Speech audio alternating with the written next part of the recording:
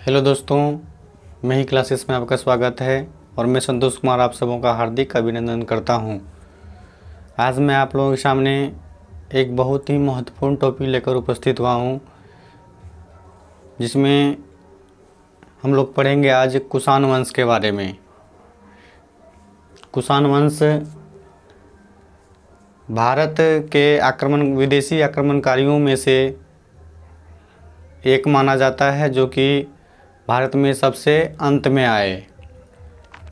कुषाण वंश का संस्थापक कुजुल कड़फिसेस थे और इनकी राजधानी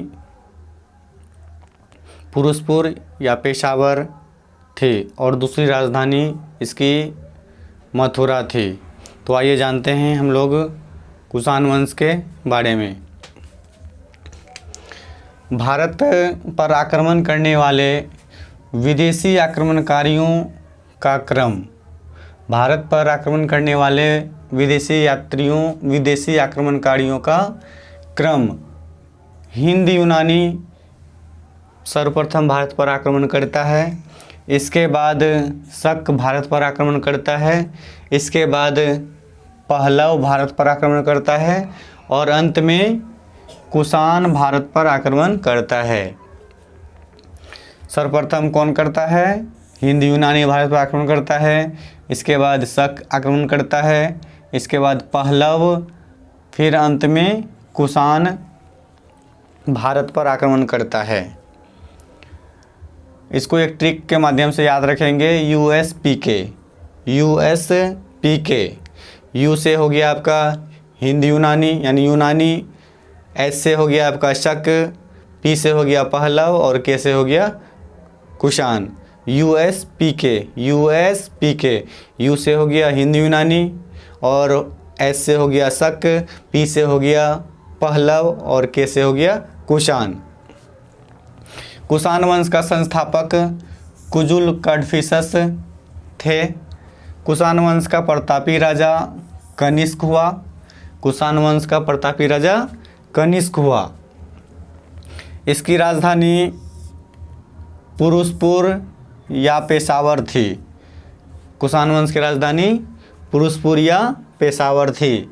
कुषाण वंश की द्वितीय राजधानी मथुरा।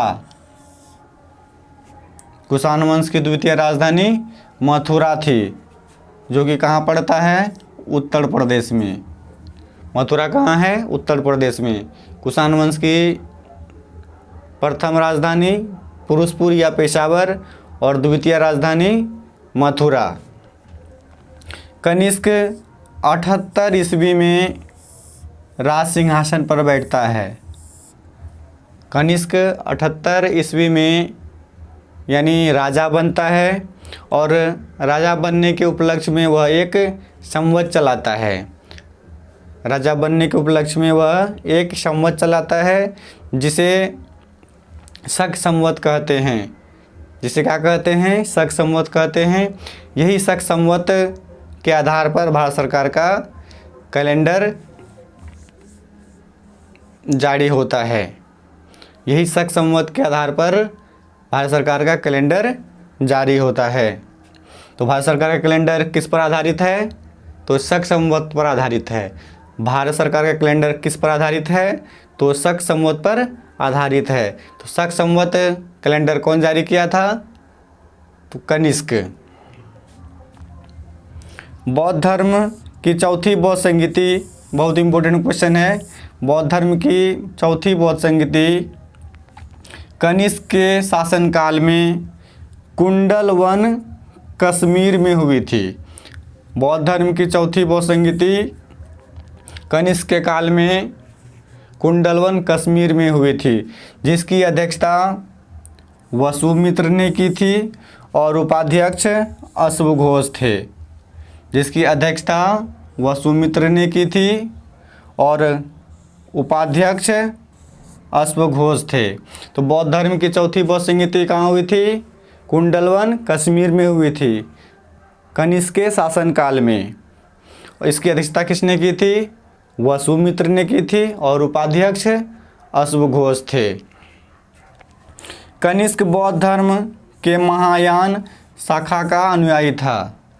हम लोग जानते हैं भगवान बुद्ध की मृत्यु के बाद बौद्ध धर्म दो संप्रदायों में बंट गया, एक महायान और एक हीनयान, एक महायान और एक हीनयान, जिसमें कि कनिष्क महायान संप्रदाय का अनुयायी था। कुषाणों ने सर्वाधिक सोने के शुद्ध सिक्के चलवाए। कुषाणों ने सर्वाधिक शुद्ध सोने के सिक्के चलवाए। तो सबसे शुद्ध सोना किसने चलवाया? सोना का सिक्का किसने चलवाया? कुषाणों ने। सर्वाधिक शुद्ध सोने के सिक्के कुषाणों ने चलवाए। और सर्वाधिक सोने के सिक्के गुप्त शासनकाल में चलाया गया था। सर्वाधिक सोने के सिक्के गुप्त शासनकाल में चलाया गया था। और सबसे पहले सोने के सिक्के हिंद यूनानियों ने चलवाया था। सबसे पहले सोने के सिक्के हिंद यूनानियों ने चलवाया था। सर्वाधिक सोने के सिक्के गुप्त काल में चलाया गया। और सर्वाधिक शुद्ध सोने के सिक्के कुषाण काल में चलाया गया। कनिष्क का राजवैद्य, जो कि आयुर्वेद का एक विख्यात विद्वान था, कनिष्क का राजवैद्य जो कि आयुर्वेद का एक विख्यात विद्वान था, वे थे चरक। कनिष्क का राजवैद्य कौन था? चरक, जो कि चरक संहिता नामक पुस्तक लिखी थी। चरक संहिता नामक पुस्तक किसने लिखी? चरक। महाविभास के लेखक वसुमित्र। महाविभास के लेखक कौन थे?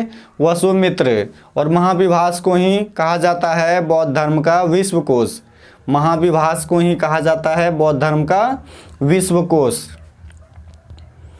कनिष्क का राजकवि अश्वघोष था। कनिष्क का राजकवि कौन था? अश्वघोष। और जिसने बुद्ध चरित्र की रचना की। बुद्ध चरित्र की रचना किसने की? अश्वघोष। बुद्ध चरित्र की रचना किसने की? अश्वघोष। और अश्वघोष कौन थे? कनिष्क का राज कवि था। कनिष्क के दरबार का राज कवि। आइए एक ट्रिक के माध्यम से हम लोग जानते हैं कि कनिष्क के दरबार की शोभा कौन कौन बढ़ा रहे थे। कनिष्क के दरबार की शोभा कौन कौन बढ़ा रहे थे? हम लोग जानेंगे अचानक। अचानक एक ट्रिक के माध्यम से हम लोग जानेंगे कि कनिष्क के दरबार की शोभा कौन कौन बढ़ा रहे थे। अचानक, औ से याद रखना है अश्वघोष, औ से अश्वघोष, चौ से चरक, नौ से नागार्जुन और कौ से कनिष्क, जो कि स्वयं खुद राजा थे। जो कि स्वयं खुद राजा थे। औ से याद रखना है अश्वघोष, चौ से चरक, नौ से नागार्जुन और कौ से कनिष्क। यानी कनिष्क के दरबार में अश्वघोष, चरक और नागार्जुन आदि रहते थे। भारत का आइंस्टीन नागार्जुन को कहा जाता है। भारत का आइंस्टीन नागार्जुन को कहा जाता है, जिसने माध्यमिक नामक पुस्तक लिखी। माध्यमिक नामक पुस्तक किसने लिखी? माध्यमिक सूत्र नामक पुस्तक किसने लिखी?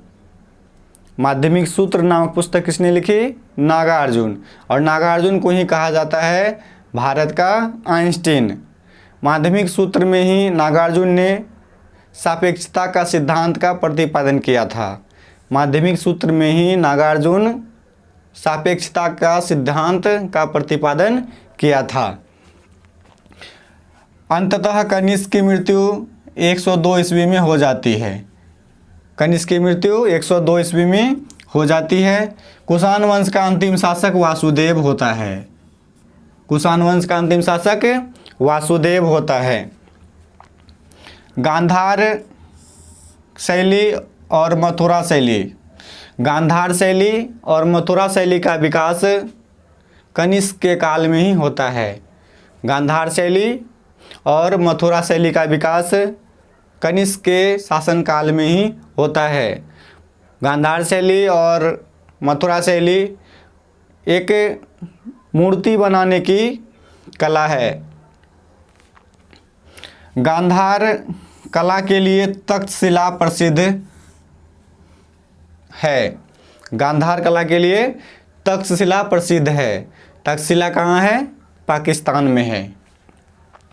रेशम मार्ग का आरंभ कनिष्क ने कराया था। रेशम मार्ग का आरंभ किसने कराया था? कनिष्क ने कराया था। और याद रखना है, रेशम बनाने की तकनीक का विकास यानी आविष्कार सबसे पहले चीन में हुआ। रेशम बनाने की तकनीक का आविष्कार सबसे पहले कहाँ हुआ? चीन में हुआ। और रेशम मार्ग का आरंभ किया था कनिष्क। रेशम बनाने की तकनीक का आविष्कार सर्वप्रथम कहाँ हुआ? चीन में हुआ। कुषाण काल में सर्वाधिक विकास वास्तुकला के क्षेत्र में हुआ। कुषाण काल में सर्वाधिक विकास किस क्षेत्र में हुआ? वास्तुकला के क्षेत्र में सर्वाधिक विकास हुआ। कुषाण काल में ही बुद्ध की खड़ी प्रतिमा का निर्माण हुआ। कुषाण काल में ही बुद्ध की खड़ी प्रतिमा का निर्माण हुआ। कुषाण काल में ही बुद्ध की खड़ी प्रतिमा का निर्माण हुआ। तो हम लोग जान गए कि कुषाण वंश के संस्थापक कौन थे? कुजुल कड़फिसेस। कुषाण वंश की राजधानी पेशावर या पुरुषपुर और द्वितीय राजधानी मथुरा जो कि उत्तर प्रदेश में था। कुषाण वंश का प्रतापी शासक कौन था? कनिष्क। और कनिष्क के शासनकाल में ही बौद्ध धर्म का चतुर्थ बौद्ध संगीति का आयोजन कुंडलवन कश्मीर में हुआ था, जिसकी अध्यक्षता वसुमित्र और उपाध्यक्ष अश्वघोष थे। इसी के दरबार की शोभा बढ़ा रहे थे अश्वघोष, चरक, नागार्जुन। तो यह वीडियो आप लोगों को कैसा लगा? यदि आप लोगों को अच्छा लगा हो तो लाइक, शेयर और सब्सक्राइब ज़रूर करें।